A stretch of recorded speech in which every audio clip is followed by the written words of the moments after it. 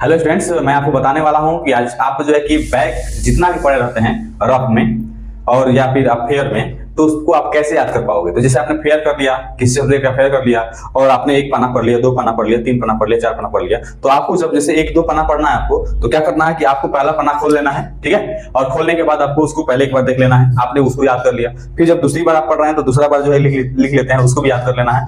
और जैसे आप तीसरा चौथा ऐसे करके आप लिख लेते हैं। तो पहला पन्ना आपने याद कर लिया, दूसरा पन्ना भी याद कर लिया, तीसरा पन्ना भी याद कर लिया। अब इसको आपको क्या करना है कि आपको जो है ये ध्यान रखना है कि जब भी अब पहले पन्ने को आप पलटेंगे तो उसको एक बार आप देखेंगे, याद करेंगे, एक बार पढ़ लेंगे, दूसरी बार पढ़ लेंगे, तीसरी बार पढ़ लेंगे, और इस प्रकार से आप जो है कि अगले भाग पर जाएंगे और उसको याद करने का प्रयास करेगा। तो इस प्रकार से जो है कि आपका आप बढ़िया से अच्छी तरह से याद कर पाएंगे और आपके दिमाग वो बना रहेगा। जैसे आप पहला पन्ना खोलेंगे ना तो आपके दिमाग में खट जाएगा, मैंने ये पढ़ा था, ये इसमें लिखा हुआ है, तो आपको खट से याद हो जाता है। तो आज के लिए इतना ही। जय हिंद, जय बिहार।